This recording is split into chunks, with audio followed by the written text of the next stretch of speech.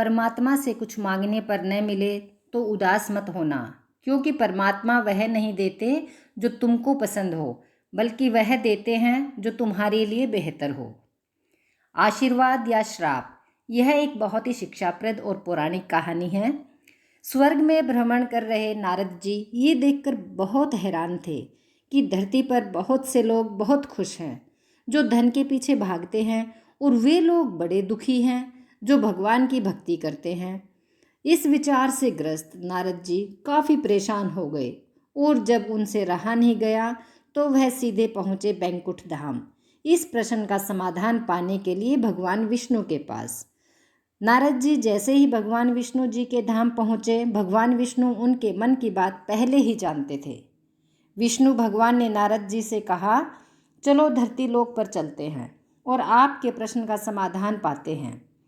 दोनों साधु का भेष धारण कर धरती पर लोक पर पहुंच जाते हैं। वह दोनों सबसे पहले एक व्यापारी के द्वार पर भिक्षा मांगने के लिए गए। उन दोनों को अपने द्वार पर देखकर व्यापारी को बड़ा गुस्सा आया। उन्हें बहुत भला बुरा कहा और बिना कुछ दिए उनको वहां से जाने के लिए कह दिया।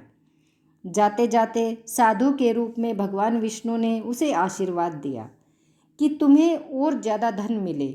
नारद जी को यह देखकर बड़ा आश्चर्य हुआ, लेकिन वह कुछ नहीं बोले और भगवान विष्णु के साथ साथ चलते रहे। थोड़ी देर बाद वह एक बूढ़ी माँ की कुटिया पर पहुँचे। वह गरीब बूढ़ी एक छोटी सी कुटिया में रहती थी।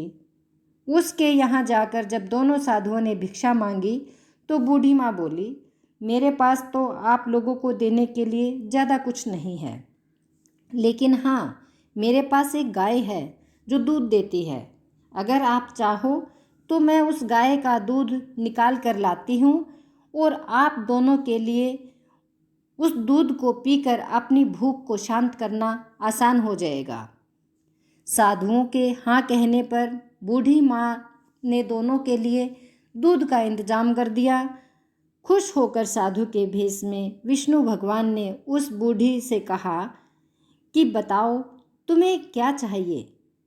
तो बूढ़ी माँ ने कहा कि मुझे कुछ भी नहीं चाहिए, बस आप आशीर्वाद दीजिए, मेरे लिए इतना ही काफ़ी है।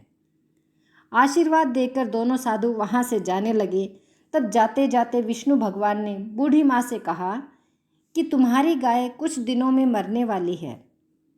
वहाँ से थोड़े आगे जाने पर नारद जी बड़े परेशान हो गए और विष्णु भगवान जी से बोले, भगवान, यह आपका कैसा न्याय है? जिस व्यापारी ने हमारा इतना अपमान किया, हमें गालियाँ दी, आपने उसे और ज़्यादा धन पाने का आशीर्वाद दिया, और इस बूढ़ी माँ को जिसने हमारी इतनी सेवा की, हमारे लिए दूध की व्यवस्था की, उसे आप कहते हैं कि उसकी गाय जो उसके जीवन का आखिरी सहारा है वह भी मर जाएगी। भगवान, ऐसा क्यों? नारद जी के सवालों को शांत करने के लिए भगवान जी ने चेहरे पर मुस्कान के साथ कहा कि मैंने उस व्यापारी को जो आशीर्वाद दिया, दरअसल वो उसके लिए एक श्राप था।